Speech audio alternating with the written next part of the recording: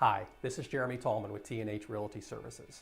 One of the more common questions I get from new landlords is, what if the tenant destroys my house? And it's certainly an understandable question. Everyone who's looked at being a part of our industry has heard the horror stories of tenants doing all this damage to properties, so I certainly understand the fear. And while there are no guarantees out there, I can tell you from our own experience that tenants destroying a house is not an overly common issue. And there are certain things you need to do if you're thinking about renting your home to help ensure that the tenant does not destroy your house. The first is proper tenant screening. Above anything else, placing a highly qualified tenant in your home will go a long way to ensure that you have a successful tenancy. Past performance is the best indicator of future performance. So you need to make sure that you do your due diligence and screen that tenant very thoroughly. Second, collect a deposit.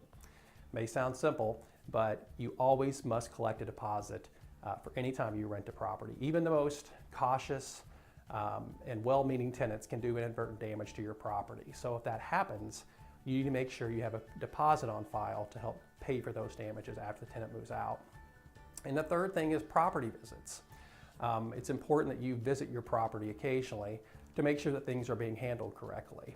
For example, I would never enter into a renewal lease without visiting that property to make sure you're comfortable before you enter into a new contract with that person.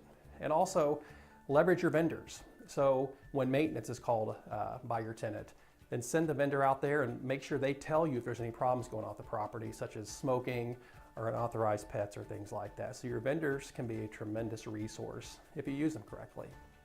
So again, while there's no guarantees out there, taking a few precautions should give you a very good chance of having a successful tenancy. Now, if the tenant does leave the property in bad shape, let's say you did screen that tenant very well, but something happened, they lost their job, they're sick or something like that, and they left the property in bad shape. There are certain steps that you need to take to ensure that you get made whole.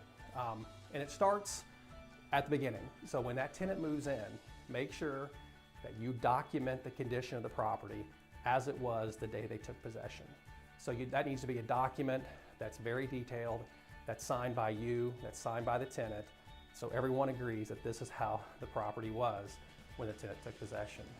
Secondly, after that tenant moves out, you need to document that move out. So you need to be in the property, making notes of what damages were done above normal wear and tear by the tenant, take photos of that damage, and so make sure you have that all in a concise format because you may need that later on. Third, you have to serve your 45-day letter.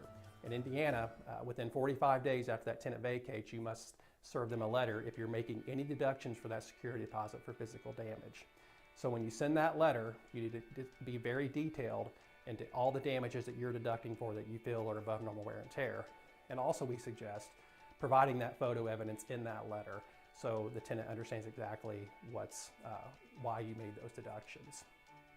So in that 45-day letter, if money's owed to you, so let's say that you have a $1,000 deposit, the tenant did $1,500 worth of damage, then you would need to set an expectation to that tenant as to when you expect for that $500 that's owed to you to be paid. If they fail to do that, the fourth thing you need to do is you have to file a claim. And that's typically done with an attorney. If you feel that the money owed warrants a claim for you to file a claim, then you would file that claim with an attorney. There would be a damages hearing, and the judge would make a determination of what they felt was fair for you to charge the tenant, and then award a judgment against that tenant for you. Sometimes the tenant will pay you after that judgment's been rendered against them. Sometimes they won't. And if that doesn't happen, the tenant doesn't pay you, then we suggest hiring a collection company who will use that judgment that then attach to the tenant's wages and start collecting that money for you over time. So again, while the tenant destroying your house isn't an overly common thing, there are certainly things you can do proactively at the outset of the tenancy to help ensure you have a successful tenancy, and there's also things on the back end you can do to help collect that money. If you have any questions whatsoever, please don't hesitate to contact us, and thanks for watching.